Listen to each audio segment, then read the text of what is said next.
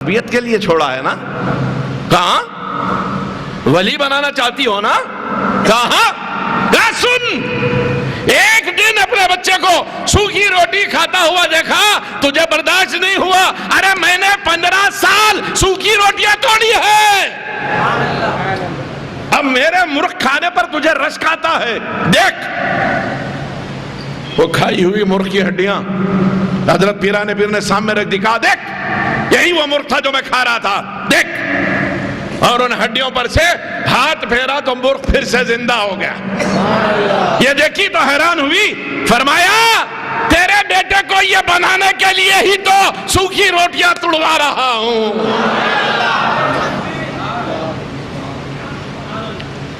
مرغ کھاتے ہوئے دیکھا تو سمجھنے لگے کہ یہی چلتا ہوگا یہاں. 15 سال وہ مجاہدے ہیں غوث العظم کے. انی اتشت العطش انی جوعت الجوع، میں نے پیاس کو پیسا کر دیا، بھوک کو بھوکا کر دیا. ہے کوئی ایسا؟ نفس اندر سے پکارتا تھا الجوع الجوع الجوع، بھوک بھوک بھوک. ایک راہرو راستے سے گزر رہا تھا، دیکھا کہ جنگل کے ایک جانب ایک ضعیف کمزور شخص ناتوان پڑا ہے اور صرف سانس چل رہی، لگتا ہے کہ شاید آخری سانسیں لے رہا ہو. وہ شخص قریب گیا، دیکھا کہ سانس تو چل رہی، پکارا، سلام کیا، السلام علیکم. جواب آیا وعلیکم السلام. پوچھا من انت، کون ہو تم؟ انا عبد القادر، میں عبد القادر ہوں. نام سنتے چونک گیا، عبد القادر الجیلی؟ نعم عبد القادر الجیلانی. ما لک یا عبد القادر، ما حلک، کیا ہوا عبد القادر، تمہیں کیسا حال بنا رکھا ہے؟ اندر سے آواز آ رہی الجوع الجوع الجوع. آنکھیں کھول دی، کیا استجبت بحالک، میرے اس حال نے تجھے تعجب میں ڈال دیا؟ سن، یہ جو سانسیں تجھے دکھائی دے رہی، یہ آواز ان کی نہیں ہے، میری سانسیں تو ہر وقت میرے رب کو یاد کرتی رہتی ہے. یہ جو آواز آ رہی ہے میرے نفس کی ہے. میں نے اپنے نفس کو اتنا تجایا ہے کہ اب وہ چیخ رہا ہے کہ عبد القادر بس کرو سزا، کب تک بھوکے رکھو گے، بھوک لگی ہے کچھ تو دے دو. میرا نفس پکار رہا ہے. حیران ہوا وہ شخص، کہنے لگا آپ ایسا کیوں کرتے ہو؟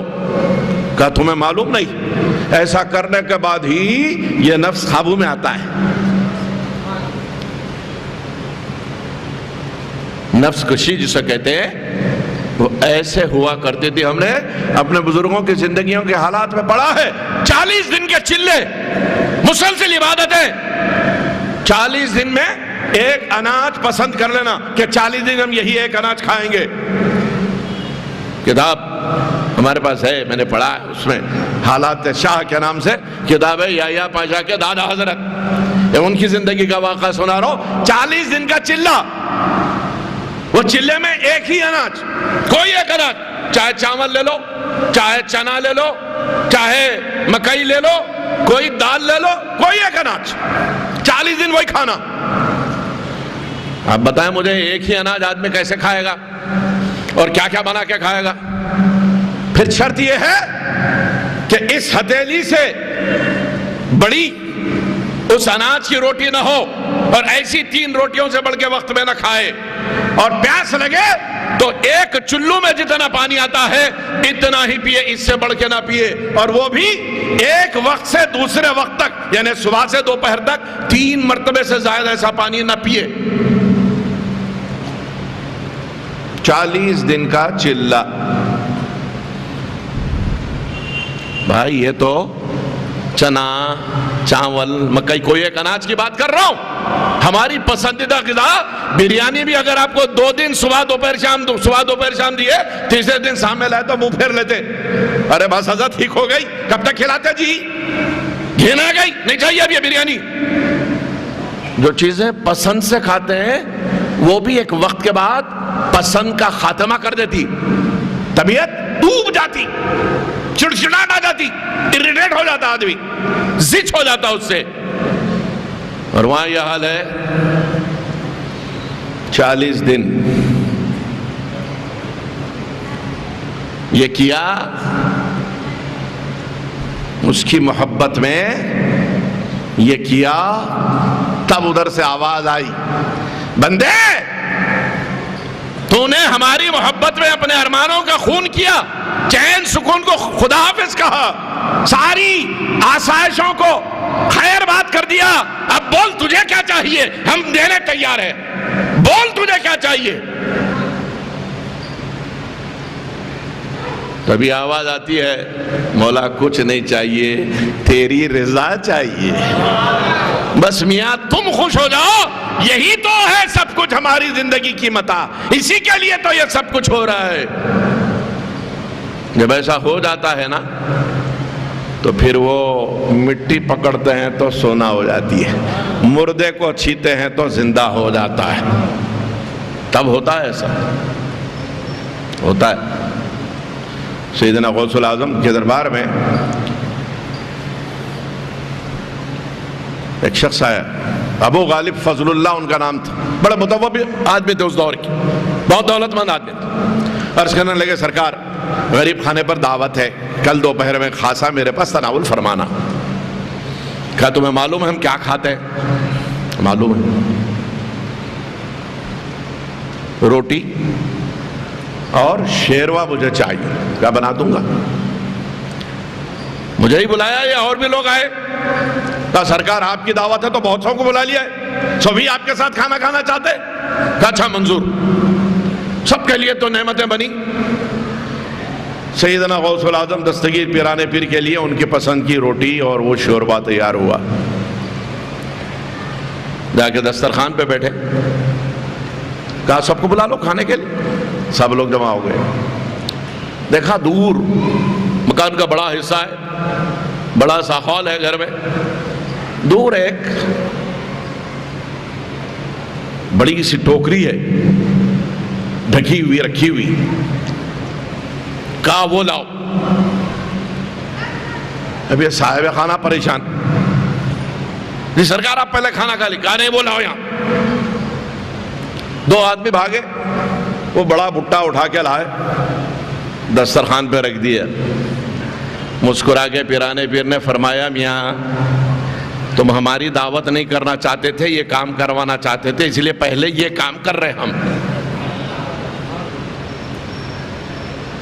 خوف کھانے لگے، تھرانے لگے، بولے سرکار میں کیا عرض کر سکتا ہوں، آپ روشن ضمیر ہو، آپ پر سب کچھ آشکار ہے، نہ بھی نہیں بول سکتا، ہاں بھی نہیں بول سکتا۔ ساری محفل پریشان ہو گئی، پوچھا حضور اس میں کیا ہے؟ ڈھکا ہوا بھٹا ہے۔ کہا اس میں ایک اندھا مجزوم ہے، ایک ایسا نوجوان لڑکا ہے جو اندھا بھی ہے جزامی بھی ہے اور وہ اس کا بیٹا ہے، اس نے مجھے کھانا کھلانے کی نیت سے بلایا اور چاہتا یہ تھا کہ اس بچے کے لیے میں دعا کروں اور یہ اچھا ہو جائے۔ ارے کھانا کھلا کے دعا کیوں کراتا ہے؟ کھانا کھلا کے دعا کیوں کراتا ہے؟ یہ کھانا میرے پیٹ میں جائے، مجھے گوارا نہیں ہے کہ تیری غرض رکھوں اور تیرا کھانا کھاؤں، پہلے تیری غرض پوری کر دوں گا، بعد میری مرضی کھاؤں یا نہ کھاؤں۔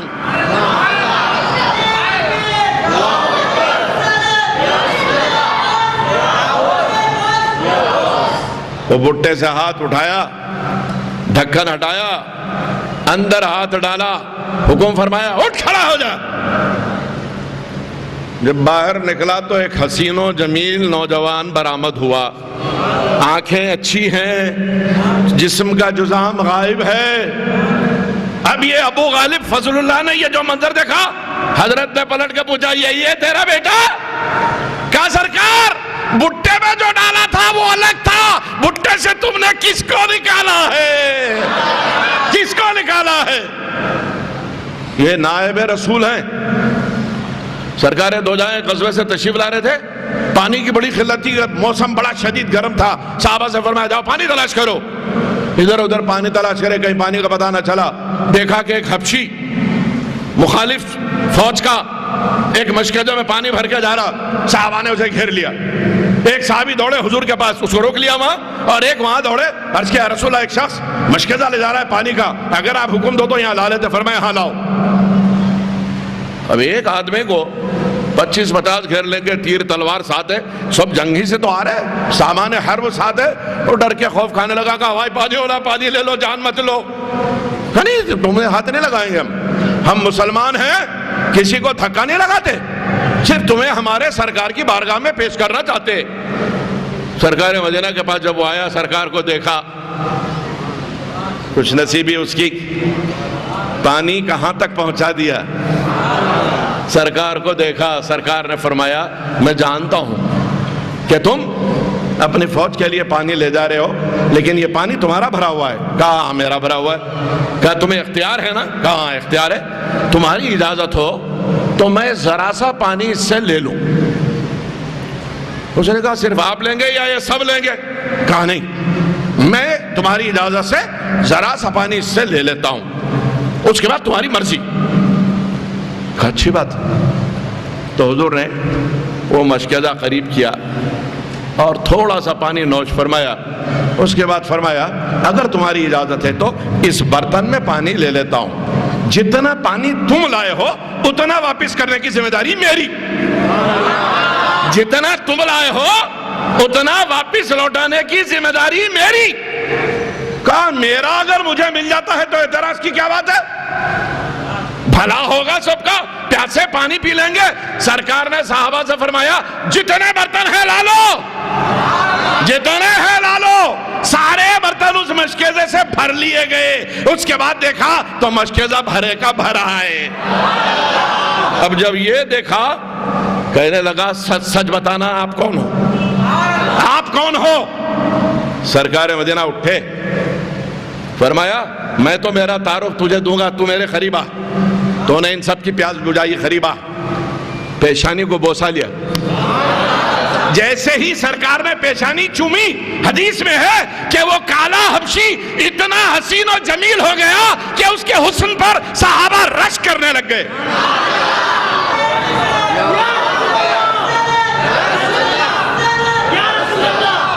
صحابہ حیران ہیں، ہم تو کالے کو لائے تھے، یہ حسین و جمیل چاند کی طرح کون پیدا ہو گیا، یہ کہاں سے آ گیا؟ جب اس نے اپنی جلد بدلی ہوئی دیکھی، چہرہ تو دکھائی نہیں دیتا، آئینہ چاہیے، لیکن سب لوگوں کی آنکھوں میں جو تعجب کی بجلیاں کون رہی، سمجھ رہا کیا میرا چہرہ مہرہ بھی بدل گیا ہے. بے ساختہ اس کی زبان سے نکلا اشہد ان لا الہ الا اللہ وحدہ لا شریک لہ واشہد ان محمدا عبدہ ورسولہ. یہ اس رسول کے نائب ہیں غوث العظم. یہ ہاتھ لگا دے تو جزامی کا جزام چلا جائے، اندھے کا اندھا پن چلے جائے. سرکار کی تو بہت معجزات آپ نے سنے ہیں، اسی لیے ہم اس غوث العظم کا دامن پکڑے ہوئے ہیں. اب بہت لوگوں کو تکلیف ہے، غوث کا دامن نہیں چھوڑیں گے، غوث کا یہ کیا ہے. پچھلے جمعے بھی عرض کیا تھا، بابا تم نہیں سمجھ سکتے، تم نہیں سمجھ سکتے. کسی اندھے کو دوپہر کی دھوپ میں سڑک پہ آپ کھڑا کر دیں اور بولے ذرا نظر اٹھا دیکھ سورج کیسے چمک رہا، پوری دنیا کو روشن کیے ہوئے. اندھا آنکھ اٹھا کے دیکھتا، دے رہا ہے. اندھے کو آفتاب فلک نہیں دکھائی دیتا، ماتھے کا اندھا ہے. تم ایمان کے اندھے ہو، نہ تمہیں آفتاب رسالت دکھائی دیتا، نہ آفتاب بغداد دکھائی دیتا ہے.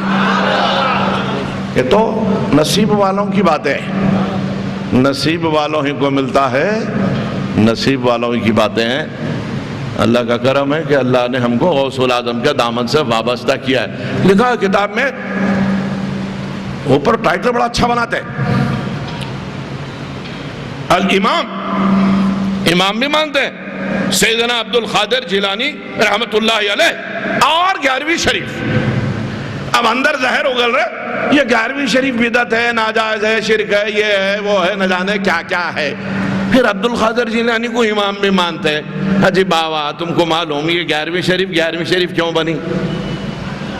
سیدنا پیران پیر کی نہ پیدائش کی تاریخ ہے 11، نہ انتقال کی تاریخ ہے 11۔ غالب رائے جو ہے وہ 17 کی ہے، پیدائش 29 شعبان سب کو معلوم ہے۔ ربیع ثانی کی 17 پر زیادہ اتفاق ہے علماء کا، لیکن 11 اس لیے مشہور ہے کہ غوث الاعظم کے گھر میں ہر 11 کی شام کو سرکار دو جہاں کی فاتحہ نیاز ہوتی تھی۔ اب تم ہم سے پوچھتے ہو یہ نیاز کہاں سے آئی؟ تم جس کو امام بول رہے ہیں نا عبد القادر جیلانی، یہ ان کی دی ہوئی نیاز ہم کو ملی۔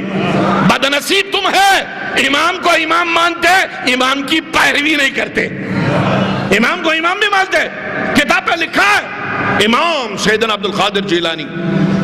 بدنصیب ہو، یہ تو نصیب والوں کو ملتا بابا۔ بہت ہو گیا ہے، گفتگو بہت ہی کرنے کی، انتظار ہے مجھے کہ ہم جن راستوں سے آ جائیں، ہر طرف شہر میں خدائیاں ہو رہی، 3 راستے بدلنا پڑتا ہے بعض دفعہ آتے وقت میں، اس وجہ سے تاخیر سے حاضر ہوا ہوں۔ انشاءاللہ پھر آئندہ جمعہ آپ سے گفتگو ہوگی۔ یہ 11ویں والی بات جو ہے صرف ایک بات سنا کے قصہ ختم کر دیتا ہوں۔ سرکار غوث پاک کے پاس کچھ لوگ آ کے کہنے لگے حضور ایک قبر پہ عذاب ہو رہا ہے، اندر سے کراہنے کی آوازیں آ رہی، کسی کے درد سے آہو بکا کرنے کی آوازیں آ رہی۔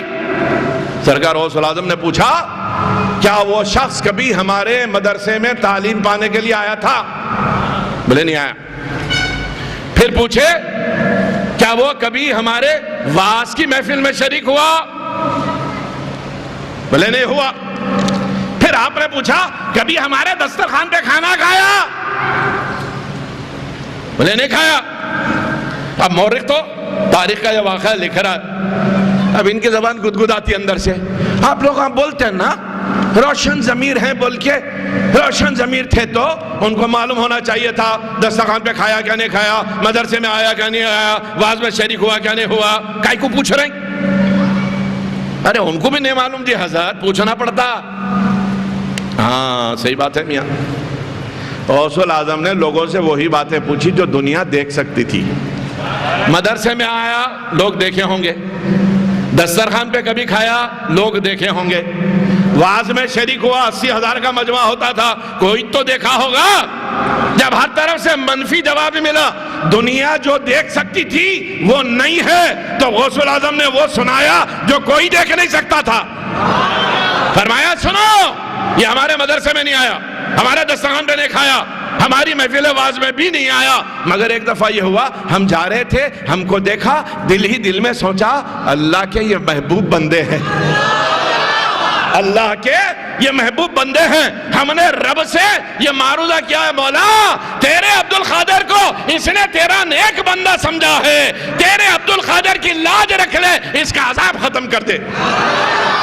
فرمایا اب جاؤ دیکھو،